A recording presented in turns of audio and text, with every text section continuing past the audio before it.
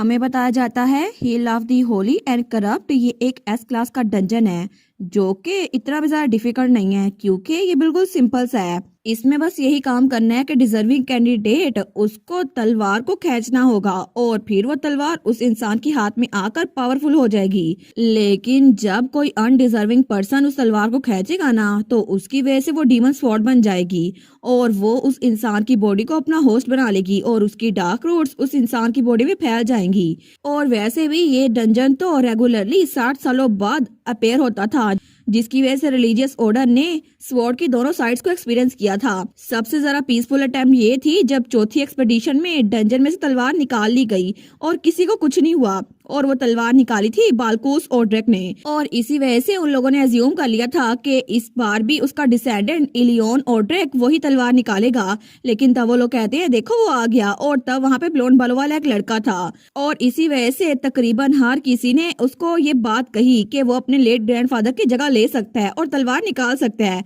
तो तब वो भी बड़ा प्राउड था, वो कहता है मैं जाके तलवार निकालूंगा, आप मुझ पर भरोसा कर सकते हैं।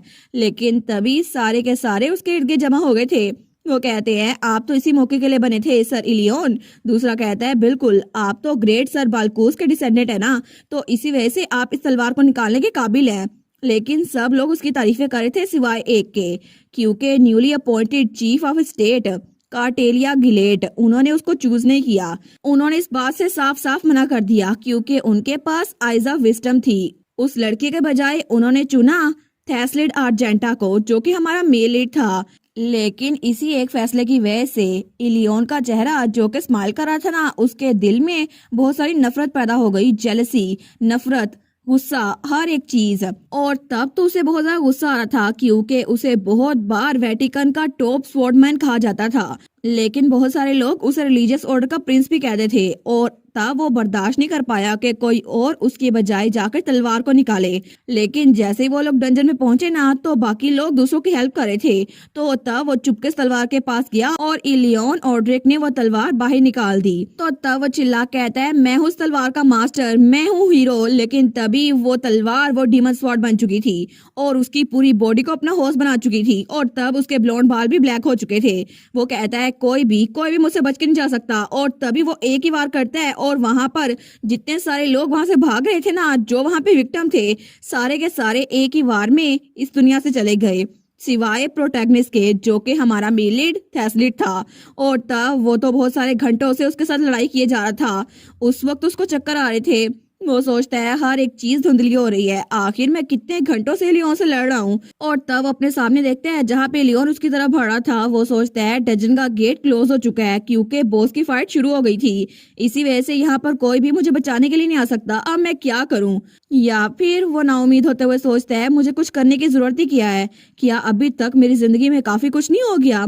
मुझे लगता है कि मुझे अब लड़ना नहीं चाहिए। मैं भी फाइनली मुझे भी थोड़ा सा पीस मिल सकता है, मैं भी सुकून से मर सकता हूँ। लेकिन अब तो मुझे कोई भी बचाने के लिए नहीं आने वाला। तो तभी उसे आवाज आई थी थेस्लिड। तो थेस्लिड तो बड़ा हैरान रह गया था। लेकिन जैसे वो वहां पर देखते ना तो वहां पे हमारी हीरोइन खड़ी थी और तब वो हमारी हीरोइन को देखते हैं। वो कहता है एलेट और वो तो बड़ा हैरान था। लेकिन तभी फिर से नोटिफिकेशन आई थी एडवोकेट ऑफ कॉन्फिडेंशियलिटी पैनिक कर रहे हैं और आपको वार्निंग दे रहे हैं। और हमारे सोचती है उप्स सॉरी, पिछली एपिसोड में तो मैंने बोल दिया था कि वो अभी तक टाइम में वापस नहीं जा सकता, लगता है मैंने कुछ ज्यादा ही ऊंची बोल दिया।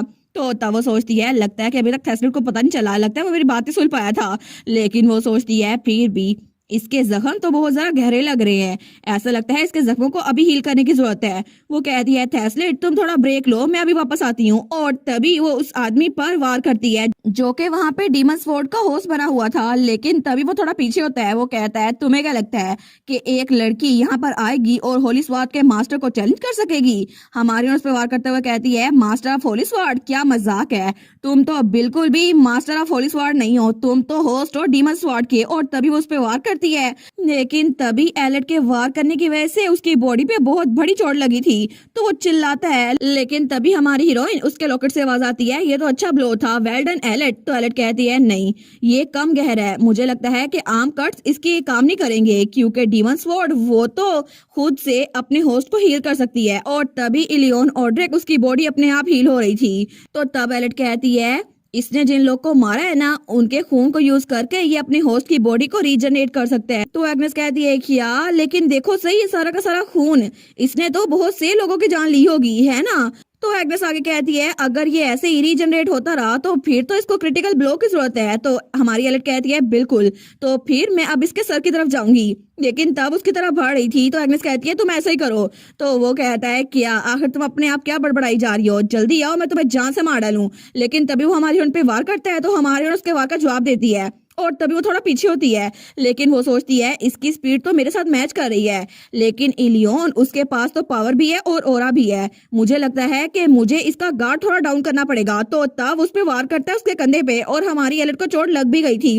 वो कहता है इसको लो, लेकिन हमारी उनको बड़ी तकलीफ हो रही थी। तो तभी एग्नेस कहती है बस अब उसको स्टैप करो एलिट, तुम उसके करीब पहुंच चुकी हो। तो तब वो स्माइल करती है और तभी उसने उसके कंधे पे वार किया था जिसकी वजह से उसका बाजू पूरा का पूरा टूट चुका था।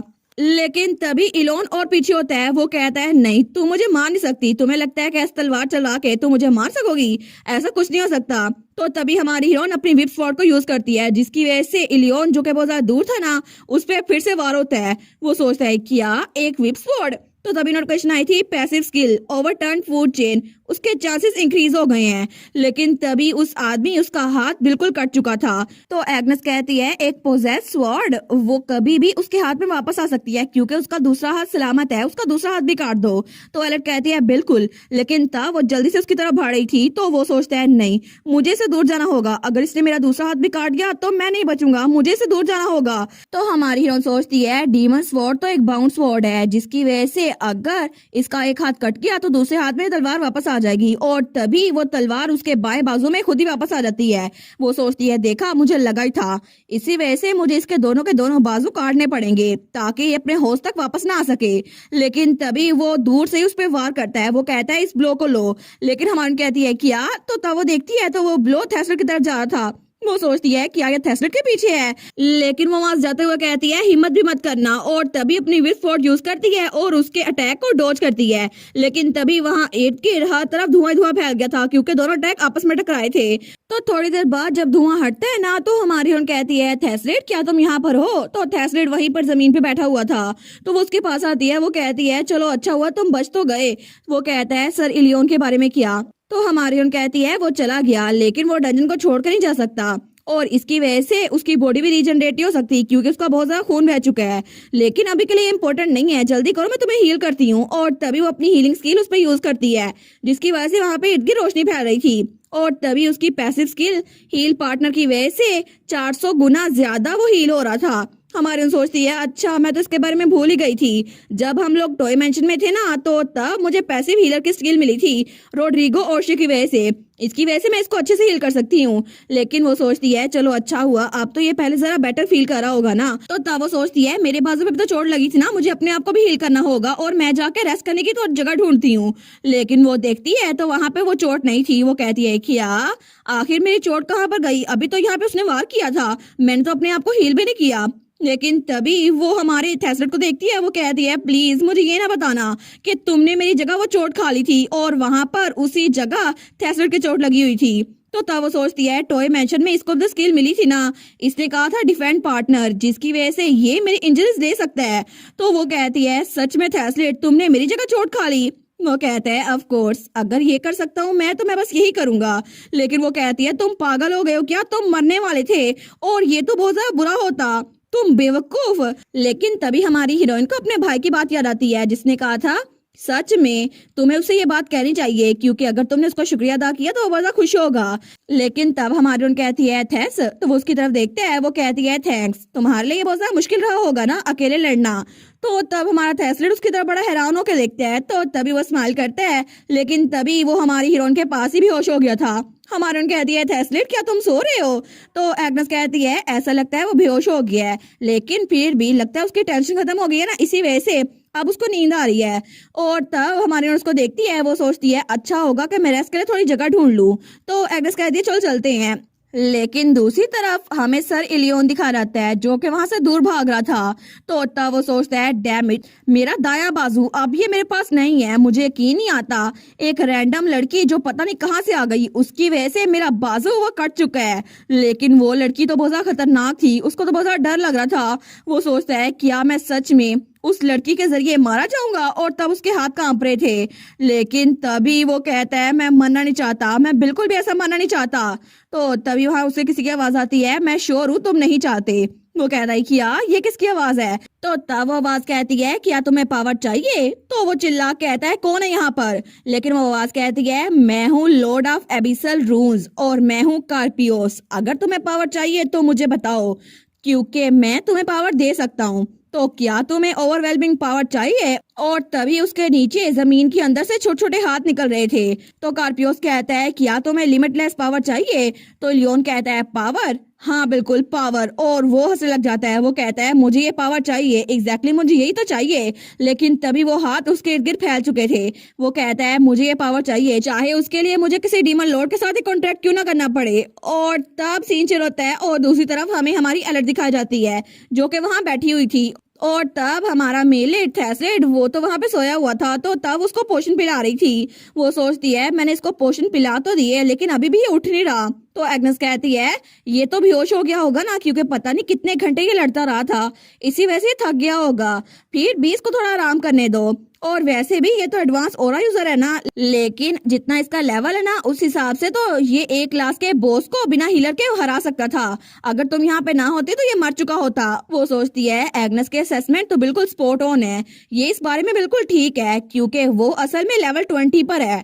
क्योंकि अभी तक थैसलेट की पहली लाइफ चल रही है और अभी तक वो टाइम में वापस नहीं गया। लेकिन एग्नेस एक चीज के बारे में बिल्कुल गलत है, अगर मैं यहाँ पे ना भी होती ना तब भी थैसलेट बच जाता, क्योंकि वो कहानी का प्रोटैगनिस्ट है।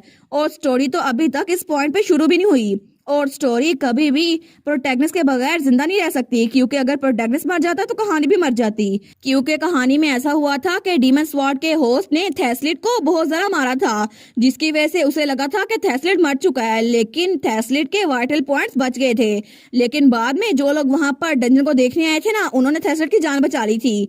तो एक तरह से कहा जाए तो थैसलेट बाय लकी बचा था। और डीमन स्वॉर्ड का होस्ट तो केयरलेस था।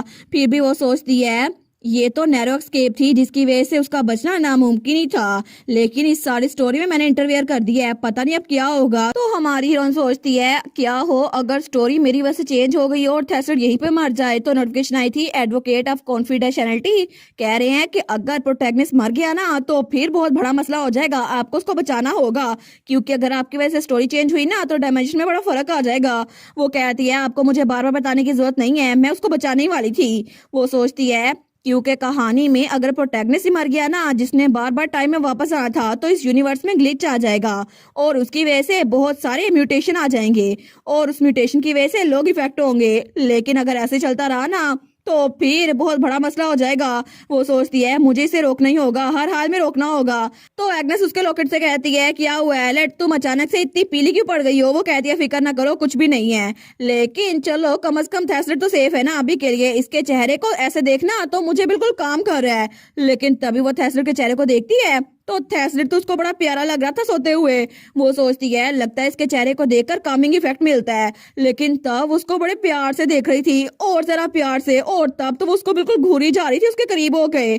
तो पीछे से एग्नेस कहती है लोगों को ऐसे घूरना अच्छी बात नहीं होती। वो कहती है जरा देखो सही एग्नेस, तुम्हें नहीं लगता कि ये कितना जरा हैंडसम है? आखिर को इतना हैंडसम कैसे हो सकता है? देखो सही, ये तो इतना क्यूट है, जब से ये छोटा था ना तब भी बड़ा क्यूट था, लेकिन अभी तो ये बहुत ज्यादा हैंडसम बन गया है, पूरी यूनिवर्स में सबसे ज्यादा हैंडसम लड़का।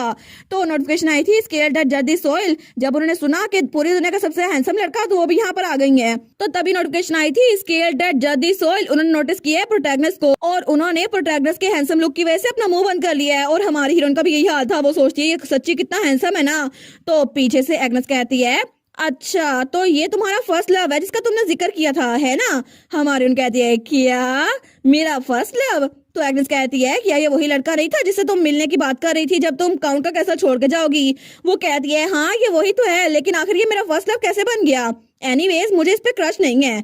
तो एग्नेस कहती है सच में अगर उसने तुमसे बाहर जाने का पूछा तो क्या तुम मना कर दोगी। तो नोटिफिकेशन आई थी एडवोकेट ऑफ कॉन्फिडेंशियलिटी, वो तो फिक्रमंद हो रहे हैं कि प्रोटैगनिस्ट सच में आपके प्यार में पड़ जाएगा क्योंकि आपने 2 बार उसकी जान बचाई है। तो नोटिफिकेशन आई थी स्केल दैट डर्टी सोइल, वो कह रहे हैं कि आपको जनरा चेंज वाउचर खरीद लेना चाहिए ताकि आपकी रोमांस स्टोरी शुरू हो जाए। वो कहती है बस भी कर दो, वैसे भी मैंने कहानी पढ़ रखी है, उसमें तो मेल लीड को वही लड़कियां पसंद आती हैं जो कि बहुत ज्यादा बुरी होती हैं। तो पीछे से एग्नेस कहती है ओ माई देखो सही, तुम्हें तो उसका लड़कियों में टेस्ट भी पता है, आखिर तुम उसको पसंद क्यों नहीं करती, ये बात तो मैं मान नहीं सकती। तो हमारी कहती है एग्नेस बस कर दो मुझे तंग करना। वो कहती है ठीक है, लेकिन तभी हमारी बड़े ज्यादा सैंडविचेस बर्गर और बड़ी चीजें निकालती है। वो कहती है ये देखो मैंने खाना निकाला है। तो एग्नेस कहती है ये खाना किसके लिए है। तो हमारी अलर्ट कहती है जब ये उठेगा ना इसे खाने की जरूरत पड़ेगी, देखो सही इसमें सिर्फ हड्डियां हड्डियां बची हुई हैं, मुझे लगता है इसे खाना खाने की जरूरत है। तो एग्नेस सोचती है मुझे लगता है कि ये इसको पसंद नहीं करती, ये तो बिल्कुल इसको अपना ग्रैंडसन समझती है कि और खा लो मैं तुम्हें और दूंगी।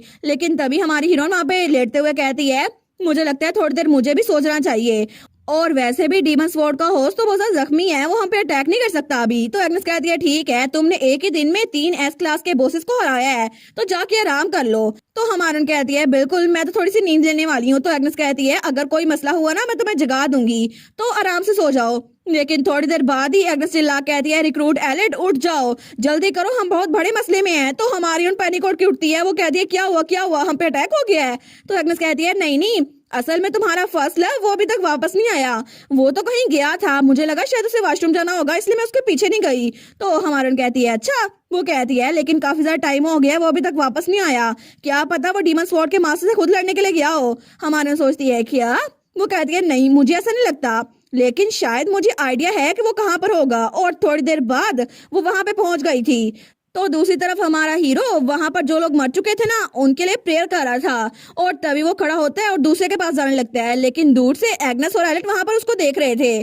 तो एग्नेस कहती है गुडनेस ये तो सच में उन लाशों के लिए प्रे कर रहा है और उनको फ्यूनरल दे रहा है, या तो ये सच में बहुत ज्यादा अच्छा है या फिर इसका स्क्रू ढीला हो गया है। तो एलिट कहती है नहीं असल में वो ऐसा कुछ भी नहीं है। तो तभी उसकी नजर हमारी हीरोइन पे पड़ती है, उसके पास आते हुए कहता है एलिट मुझे माफ करना, मैं चला गया, मुझे माफ करना, मैं वापस आने वाला था, मैं एक्सप्लेन करता हूँ। वो कहती है मुझे पता है ये सारा तुम्हारा फर्ज है ना। वो कहता है हाँ बिल्कुल ऐसा ही है। लेकिन वो कहती है वेल तुम सारा खाना नहीं खा गए थे, ये सैंडविच खा लो, तुम्हें भूख लगी होगी ना। तो वो कहता है सच में जब तुम पिछली बार भी मिली थी तब भी तुम मुझे खाना खिला रही थी और इस बार भी, हर बार तुम मुझे खाना खिलाती रहती हो। वो कहती है बिल्कुल और मैं अभी भी तुम्हारी साइड पर हूँ और बहुत वक्त बाद मिल रहे हैं थेस्लेट। लेकिन तभी थेस्लेट उसकी तरफ हाथ बढ़ाता और कहता है बिल्कुल तुमसे दोबारा मिलकर बहुत अच्छा लगा। लेकिन तभी उनके बात करते करते वहाँ आसमान पर बादल आ रहे थे जो कि रेड कलर के थे और वहाँ इर्द गिर्द का माहौल बिल्कुल रेड कलर का हो रहा था। तो हमारी हीरोइन कहती है आखिर हो क्या रहा है, अचानक से इतना अंधेरा क्यों छा रहा है। तो तब थेस्लेट कहता है एलिट जरा ऊपर देखो। तो जैसे ही हमारी हीरोइन ऊपर देखती है ना वो तो बिल्कुल हैरान रह गई थी। वो कहती है क्या आखिर ये चीज यहाँ पर क्या कर रही है, और आसमान पर जो चांद था ना जो कि डंजन के अंदर था वो बिल्कुल रेड हो चुका था और उसके अंदर से खून निकल रहा था। हमारी सोचती है क्या ब्लीडिंग क्रिम्सन मून, इसका तो सिर्फ एक ही मतलब हो सकता है कि कार्पियोस जो कि एब्सिनल ड्यून्स का मालिक है वो इस डंजन को अपने इलाके में शामिल कर रहा है और थोड़ी देर में वो आने वाला है। इसका मतलब है हमें अभी उससे लड़ने के लिए तैयार होना पड़ेगा, हम दोनों तो मिलकर भी उसको हरा नहीं सकते, अब हम क्या करें। और इसी के साथ ये वाला पार्ट यहीं पर ख़त्म। तो आप लोग बताइएगा आप लोग को ये पार्ट कैसा लगा, और वीडियो को लाइक और चैनल को सब्सक्राइब लाजमी कीजिएगा। बाकी वीडियोस का लिंक भी स्क्रीन पर नज़र आ रहा होगा तो काइंडली उनको भी चेकआउट कर ले। और thank you so much for watching my videos. Stay safe, bye bye.